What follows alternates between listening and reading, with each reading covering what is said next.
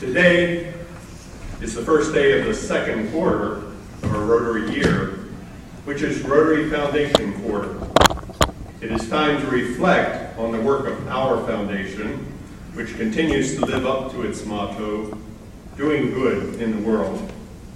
Over the next 3 months, members of the Club Rotary Foundation Committee will share with you why they support the Rotary Foundation. The goal is every Rotarian, every year. Because of the very generous support of so many of our members, we don't have a problem exceeding the goal of $100 per member. And last year, thanks to the efforts of past President Dave Huffman and Foundation Chair, President-elect David Polk, and that committee, we had the highest percent of members giving ever, nearly 98%. 7 members slipped by. But there is an extra incentive to reach 100% giving this year.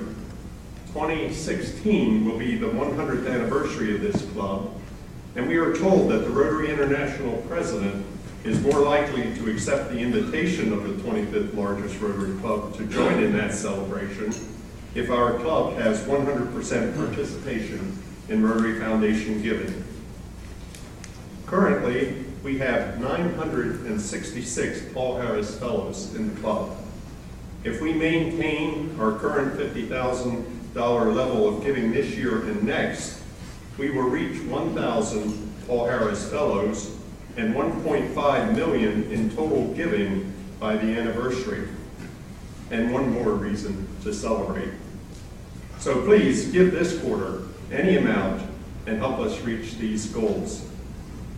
The vitality and success of our Rotary Foundation is dependent upon the work of individual Rotarians, thousands of whom each year make extraordinary contributions of time, treasure, and talent. One of these is our speaker today. Alan Smith served as our district governor in 1983-84, the youngest person to hold that position. He has chaired the District Rotary Foundation Committee, served on the District Group Study Exchange and Rotary Ambassadorial Scholarships Committee, was Major Gifts Advisor, and from 2009 to 2012 was Regional Rotary Foundation Coordinator for Zone 32. Currently, he chairs Essex, the Eastern States Student Exchange. In 2010, he received the Rotary Foundation Citation for Meritorious Service, and in 2011, our District Lifetime Achievement Award. He is a member of the Harrisburg Keystone Rotary Club and will speak about our journey to end polio. Please welcome past District Governor Alan Smith.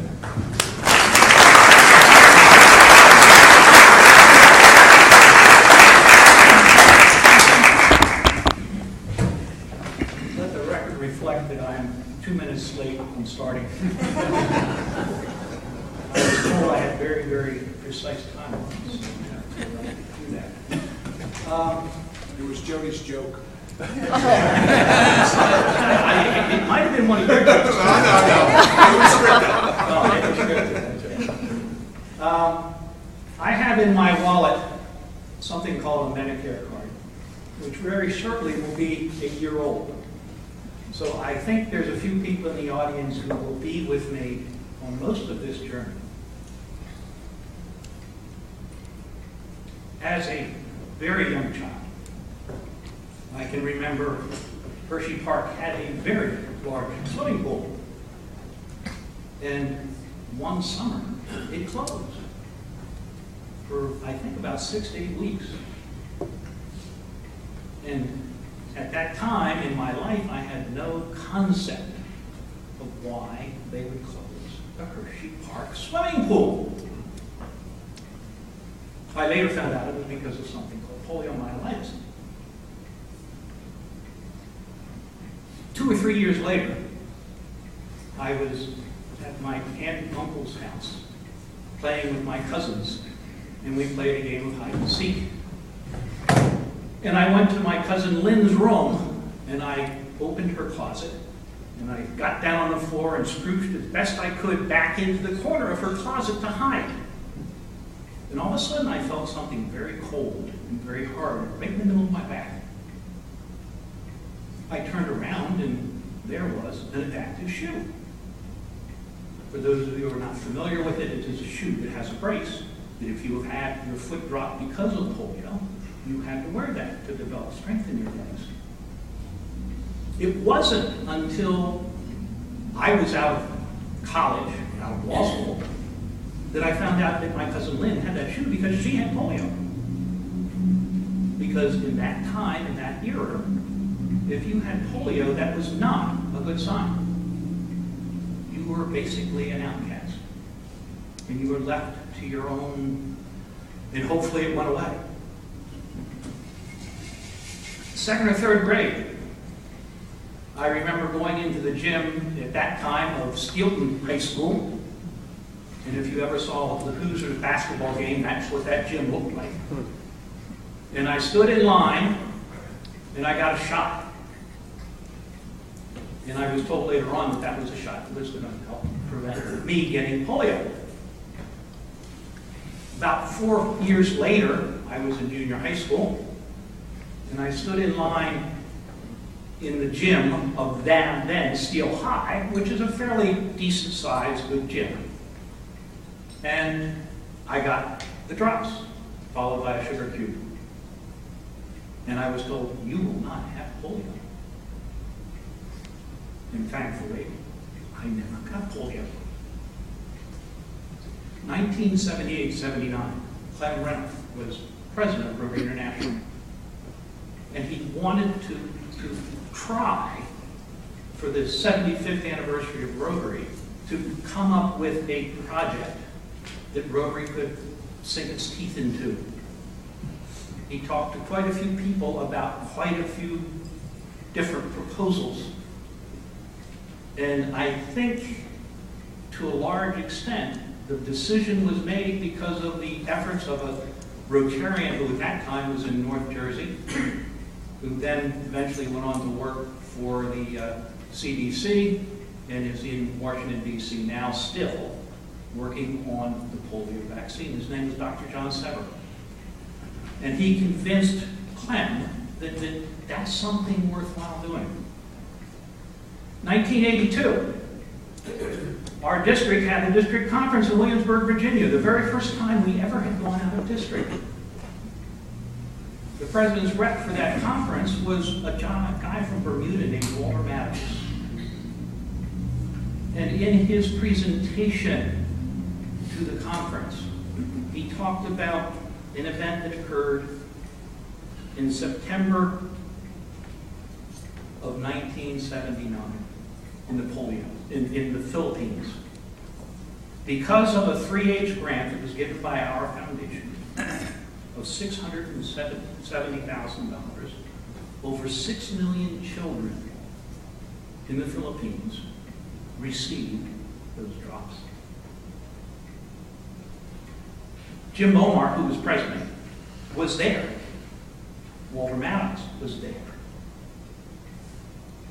After putting those drops, a young boy with a cane or a crutch came over and tugged at Jim Momar's coat and looked up at him and said, "Sir, thank you. My sister will not get polio." Obviously he had. But because of those drops, his sister was not going to get polio. 1983, Carlos Canseco, an epidemiologist from Mexico, in his broken English, and I say that with tongue in cheek because this gentleman graduated from Northwestern and the University of Chicago with an MD, PhD combination. So you realize his understanding of English was probably better than mine. He told us about this desire for Rotary to get into the business of eradicating polio. 1984, at the Zone Institute, which is a meeting of primarily old governors like us and incoming governors in Washington, D.C., was introduced to a gentleman named Larry Schaller. Larry Schaller had been hired by the Rotary Foundation as a developer to help us put together a program called Polio Plus.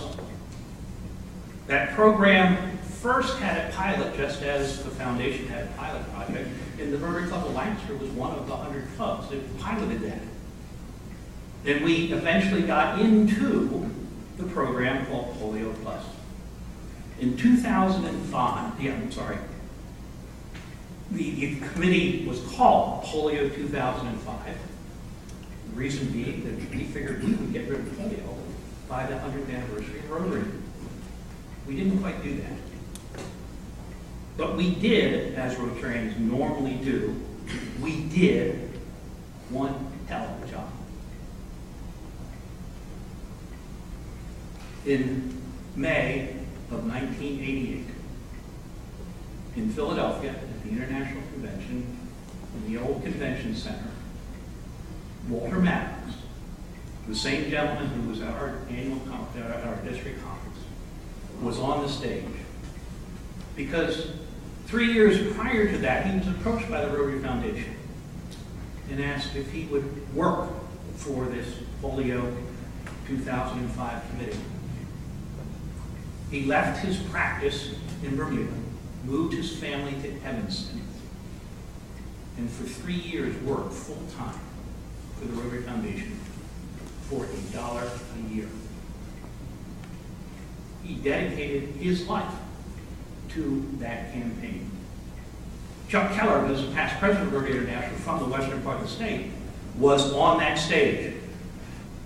And they read off all of the pledges that had been made by districts throughout the world. The goal was to raise $120 million. By the time they were said and done, there was $247 million in pledges. They had big balloon bags that they opened up and they all came down. And that was Rotary's finest hour. We began to make progress. In 1994, the Americas, North and South America, our hemisphere, was declared polio-free. A lot of people don't realize that it took that long for just the Americas to become polio-free. In 2000, the Western Pacific became polio-free. 2002, Europe became polio-free.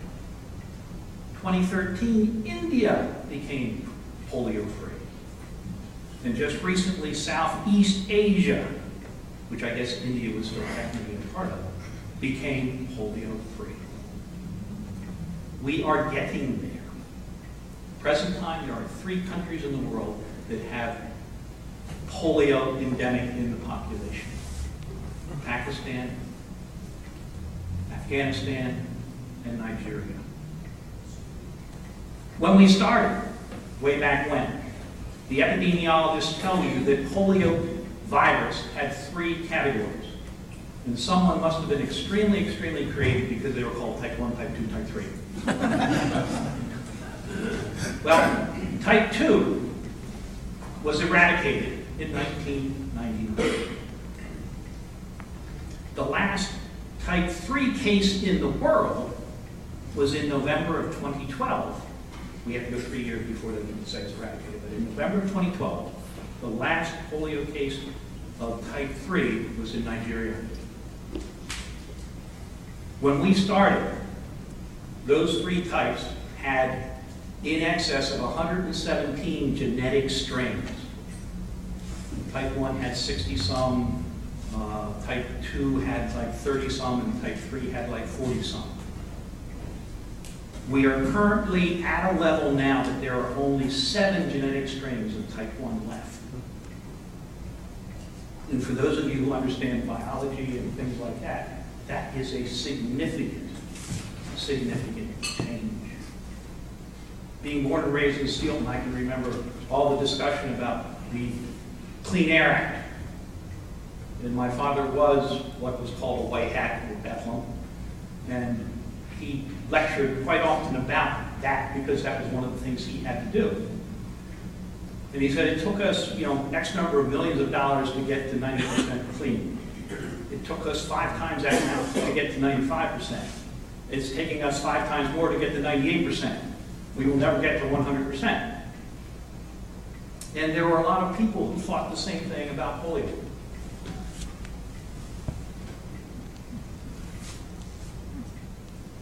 A gentleman who was a doctor by the name of Donald Henderson had been on the faculty at Johns Hopkins. He was an epidemiologist. He was also, I think, at Pitt. But he had done a number of things for a disease called smallpox. In the middle 70s, he went to Geneva, Switzerland, and started working with WHO to lead the campaign against smallpox.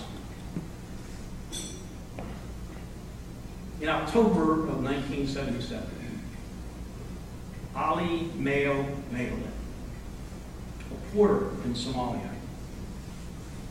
was the last person in this world that had smallpox. All because of WHO's efforts and Dr. Henderson's. Well, I will tell you, up until about 2 years ago, maybe 3 years ago, Dr. Henderson was a very, very, very vocal supporter of this belief that you can't do to polio what I did to smallpox. But in 2011, he and Bill Gates had a joint news conference where he did a complete 180. He was convinced that we would be able to do what he was able to do in the 70s with smallpox. We are slowly but surely getting to that point. To date, and when I say to date, it's actually a week ago because they do them today, and I don't have today's figures. But to date, there have been 201 cases of wild virus polio in the world. When we started, I happened to be the foundation chair for our district. And one of my presentations was that just imagine every day, 2 747s, totally loaded children take off. When they land, every child on those 2 planes has polio. That's how many cases of polio were in the world. So we go from 2 747s a day to 201 in almost 3/4 of the year. We are slowly but surely getting to it. We have had, obviously, a couple of polio campaigns, the most recent being the Gates Challenge. And as Rotarians do traditionally, whatever goal was set, they blow it out of the water. We have spent and raised a lot of money.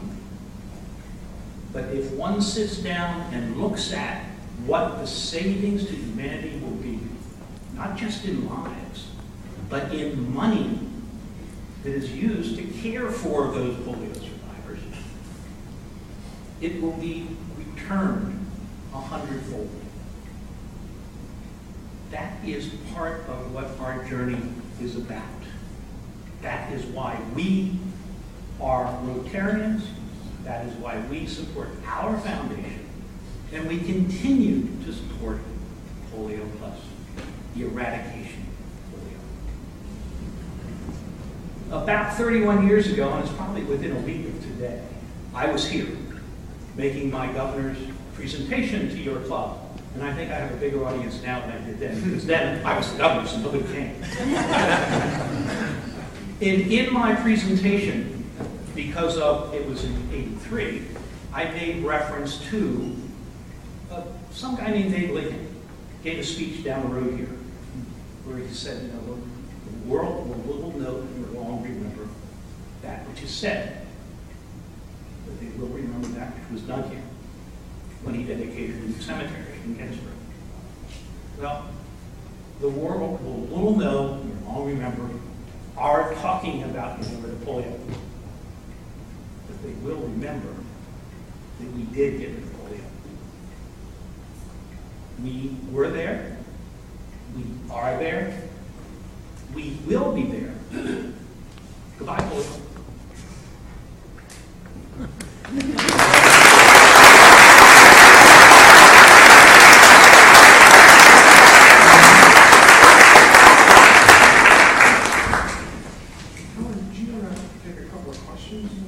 Why? I might even have a couple things. Oh, I forgot to look at my one note. According to my sources, and my sources are not necessarily reliable, for number one, the Rotary Foundation has only kept track of what people gave to polio since 2007. Now, go figure. We started that in '85, and the Rotary Foundation doesn't know how much money was given by specific, they know the total, but they don't know how much came from specific clubs before 2007. But since 2007, your club has given $32,280 to polio. I commend you. Just saying, you can get to that 1.5 million by giving a little more polio. Any questions? I asked you back here because I have a question. Now, from what I've heard and what I understand, won't we have to continue to inoculate newborns forever to keep polio from coming back? Or once it's gone, you won't have to do that? How does that work? Right now, it's just like with any other contagious disease. Do we give inoculations for smallpox? No. There are countries in the world now that are going back to giving dead virus vaccines, which don't do as good a job as the attenuated viruses, but they do a job. And we will, once there has been a period of time, for epidemiologists, it's 3 years, once there has not been an active case of wild virus polio, and I have to say wild virus, because with any vaccine, if it's a live virus or attenuated virus, people will get the disease from the vaccine. That happens.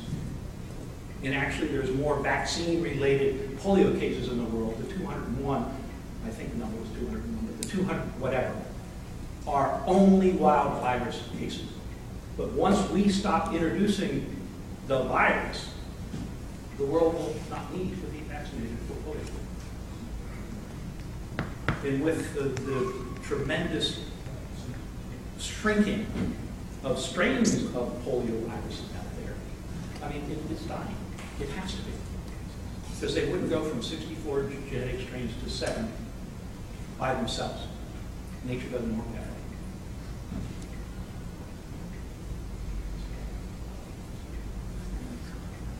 The 3 countries that you mentioned, I would presume, present some difficulty with respect to religious influence, governmental influence.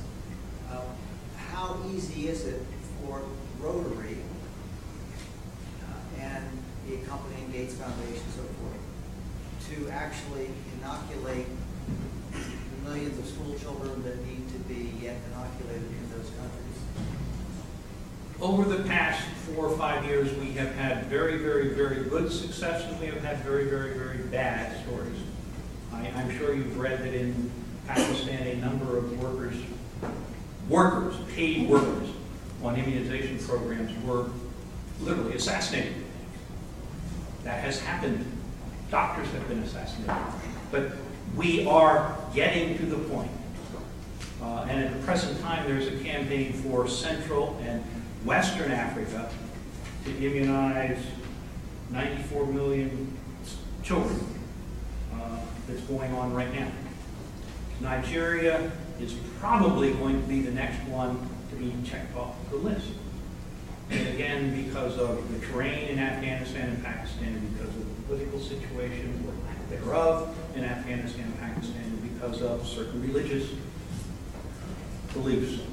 Actually, at one point in time, we had to create a business in a Muslim country that was run by Muslims to make the vaccine, because the Muslims refused to accept the vaccine because they thought we were trying to give something to their children that would make them sterile or infertile.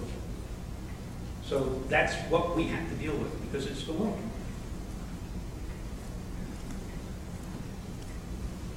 Thank you.